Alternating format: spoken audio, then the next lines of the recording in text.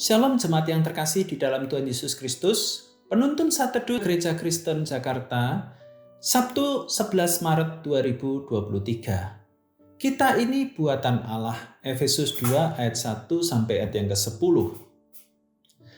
Kamu dahulu sudah mati karena pelanggaran-pelanggaran dan dosa-dosamu. Kamu hidup di dalamnya karena kamu mengikuti jalan dunia ini, karena kamu menaati penguasa kerajaan angkasa, yaitu roh yang sekarang sedang bekerja di antara orang-orang durhaka. Sebenarnya dahulu kami semua juga terhitung di antara mereka, ketika kami hidup di dalam hawa nafsu daging dan menuruti kehendak daging dan pikiran kami yang jahat. Pada dasarnya kami adalah orang-orang yang harus dimurkai, sama seperti mereka yang lain. Tetapi Allah yang kaya dengan rahmat, oleh karena kasih-Nya yang besar yang dilimpahkannya kepada kita, telah menghidupkan kita bersama-sama dengan Kristus. Sekalipun kita telah mati oleh kesalahan-kesalahan kita, oleh kasih karunia kamu diselamatkan.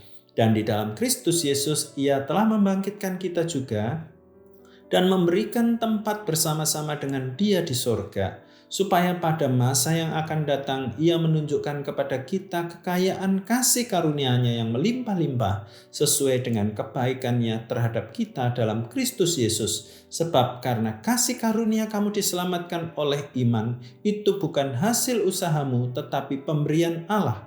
Itu bukan hasil pekerjaanmu, jangan ada orang yang memegahkan diri. Karena kita ini buatan Allah, diciptakan dalam Kristus Yesus untuk melakukan pekerjaan baik yang dipersiapkan Allah sebelumnya. Ia mau supaya kita hidup di dalamnya.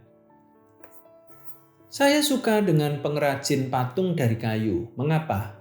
Karena berawal dari gergaji mesin, pada akhirnya mereka membentuk sebuah karya seni yang memukau.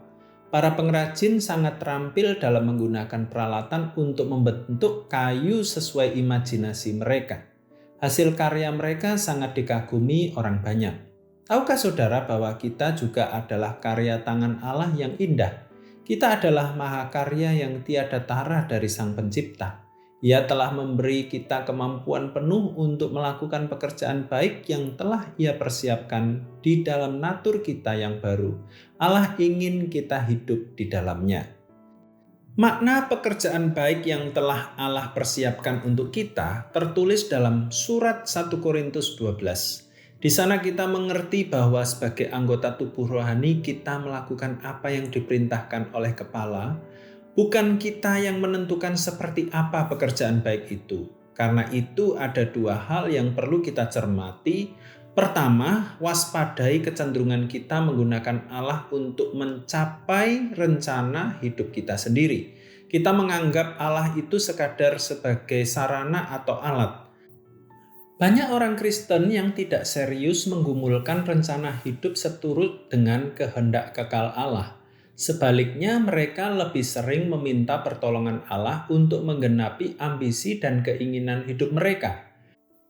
David Platt berkata, kita puas menerima kekristenan yang berputar-putar pada keinginan diri sendiri, padahal pesan utama dari kekristenan sebenarnya adalah tentang mengabaikan kepentingan diri sendiri. Banyak orang Kristen telah menentukan kekayaan, kesuksesan, dan kenyamanan hidup sebagai tujuan hidup mereka. Kemudian tanpa rasa malu meminta Allah untuk merealisasikan hal tersebut. Allah bukannya dikasihi tetapi dimanipulasi.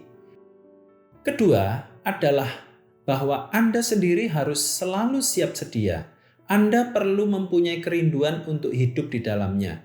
Bila Anda tidak menjadikan diri Anda tersedia bagi Tuhan, maka tidak ada yang akan terjadi. Kesediaan melakukan pekerjaan baik melibatkan pengorbanan baik dari segi waktu maupun perasaan. Pekerjaan baik yang telah Allah persiapkan untuk kita akan menghasilkan buah. Allah juga tidak mengizinkan firman yang telah diterima itu diimpit oleh kekhawatiran dunia, oleh tipu daya kekayaan, dan oleh keinginan-keinginan akan hal lain. Markus 4 ayat yang ke-19. Allah ingin agar kita menjadi orang yang berakar kuat dan menghasilkan buah bagi kemuliaan Bapa. Allah ingin agar kita menjadi orang yang berakar kuat dan menghasilkan buah bagi kemuliaan Bapa. Selamat beraktivitas, Tuhan Yesus memberkati.